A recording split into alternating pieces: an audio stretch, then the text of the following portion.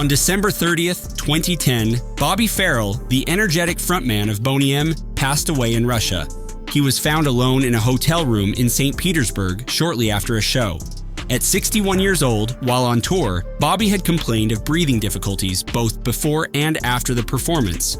His agent, John Sain, explained that heart problems, shortness of breath, and stomach issues had plagued the singer for a decade, but this never stopped his love for performing live. A week after the incident, Russian investigators confirmed that the cause of death was indeed heart disease. Bobby was a true showman. His infectious dances and exotic costumes were as essential to Boney M's shows as the music itself. He was the most famous person from Aruba, a small island that, along with Curacao and Sint Maarten, is part of the Netherlands. Bobby stood out among the women in the group. His entry in 1975 revitalized Boney M, which mainly performed with pre-recorded songs by the German singer and composer Frank Farian. Bobby was not often involved in the group's studio recordings. His strength was in live performances, where he sometimes actually sang, always accompanied by energetic moves, showing off his chest and a big afro hair. On his website, he said, "I like to be on stage and release all my energy in my shows. The energy in my music has no limit. I want people to feel entertained and feel the love I have for creating music." Bobby had several dramatic separations and reconciliations with Frank Farian, leaving the group more than once after accusations of unreliability. It's true that his career reignited a few times in the following decades, but he faced serious financial problems. Bobby left the group in 1981, but returned in 1984. During this time, he married the gypsy Jasmine Shaban in what was considered the event of the decade in North Macedonia. A few days before the wedding, he and his brother arrived in the capital, Skopje. He immediately announced that he did not want any contact with journalists and photographers. Bobby was visibly irritated and nervous, complaining that he was tired of seeing photographers making millions from his photos. A few months earlier, both had posed smiling for reporters and widely promoted the wedding. Despite promising to showcase his dance skills, Bobby did not dance. There were also not many attractions as expected, and the other members of Boney M were not present. Television crews from Germany and England did not come. Even Skopje TV did not film the grand event that everyone was talking about. This likely happened because the bride's family demanded 30 million Deutsche Marks for the photo session. It was said that Jasmine's wedding dress was made of fabric bought in India with gold details. However, she behaved simply like any other bride. The wedding cost 14 million marks, and there were rumors of even higher figures. Bobby and Jasmine had a daughter and a son. However, their relationship was turbulent and ended in 1995. According to their daughter, Zanilia, both were very temperamental, and sometimes the situation became physical. This is true. According to the Dutch website Het Parool, in 1994, Bobby was sentenced by the Lelystad court to a conditional prison sentence for throwing gasoline on his wife and threatening to set her on fire. The couple fought over the property rights of the name Boney M. Although the group was successful, Bobby ended up with little money from his glory days. Zanilia claimed that Frank Farian took all rights to Boney M's hits from her father, causing him to lose all income after leaving the group. She also revealed that due to the stress, he got involved with alcohol and substances. For the Daily Record, she explained, "When my father asked Frank for 100,000 marks, he had to sign some papers. He ended up signing everything, image rights, royalties, everything. My father lost everything. We had to move in with my grandmother in the Netherlands and live on government assistance. After that, my father often became irritated. But my mother was smart and realized that if you have the name, you can use it. Frank had not registered the name Boney M worldwide. Therefore, my father could only perform in certain countries." Bobby Farrell was born Roberto Alfonso Farrell in 1949 on Aruba Island. Thinking about his life, he once said, "When I was a kid, I was always called the town joker. I left Aruba at 15. I wanted to be a sailor. I cleaned floors, washed bathrooms, worked as a waiter. I went through ups and downs. People don't realize that before being a hero, you have to start from zero." Bobby lived in Norway and then in Germany, where he worked as a club DJ in the early 70s. It was there that he caught the attention of a modeling agency, which was helping Frank Farian assemble Boney M to promote the song Baby Do You Wanna Bump in discos and on TV. The producer's fascination with Caribbean rhythms and his unexpected versions of songs would become trademarks throughout Boney M's career. Bobby sang "No Woman, No Cry" at his audition.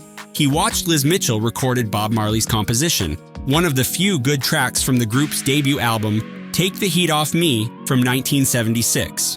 The album also included Daddy Cool, the group's first British hit, and the orchestrated version of Bobby Hebb's Sunny. In 1977, Bobby made his recording debut with Gilla, another singer discovered by Frank Farian. They sang "Gentlemen Callers Not Allowed." To promote the single on Dutch television, he wore a suit and bowler hat, which was quite a change from his usual style. On Boney M's second album, Love for Sale, he appeared on the cover wearing a loincloth, alongside the three girls in the group who were chained. This cover was considered so daring that it had to be altered for the US release. 1978 was Boney M's most successful year, as they dominated the European charts with the album Night Flight to Venus, and followed the politically charged Belfast with Rasputin, a song they couldn't perform when they became the first Western music group invited by a Soviet leader to perform in Red Square, Moscow. Indeed, Boney M's fame in the Soviet Union deserves special mention in this video. In addition to conquering Western Europe, Boney M also left their mark on Eastern Europe, dominating the disco clubs of the Soviet Union, Bulgaria, and Poland. There, local DJs played Rivers of Babylon and Daddy Cool on low-quality tapes from East Germany. The audience, who remained still during regime-approved songs, would come alive and enthusiastically take to the dance floor. At that time, state censors considered recordings of Western artists ideologically inappropriate. They were not available in stores, and illegal copies could cost a substantial amount on the black market, sometimes up to a quarter of the average monthly salary in Bulgaria or Poland. In the Soviet Union, they cost even more. Having a small collection of these records was highly prestigious and guaranteed invitations to parties with cigarettes, drinks, and beautiful girls. Initially, Boney M was viewed with suspicion by communist cultural authorities, but it soon became clear that they perfectly fit the ideologist's standards: harmonious and catchy music, apolitical lyrics, and a pleasant appearance on stage. They occupied the same cheerful and conformist space that the Swedish quartet ABBA had dominated a year or two earlier. In 1978, when Boney M became one of the first Western pop groups allowed there, Kremlin strategists seized the opportunity to promote a supposed positive side of the regime. On the eve of the 1980 Summer Olympics in Moscow, a Soviet military plane flew Boney M from London to Moscow for an outdoor performance in Red Square. It is believed that Soviet leader Leonid Brezhnev was present and spoke favorably about the group. Tickets were so sought after that scalpers could earn up to 150 rubles per ticket, equivalent to a monthly engineer's salary at the time.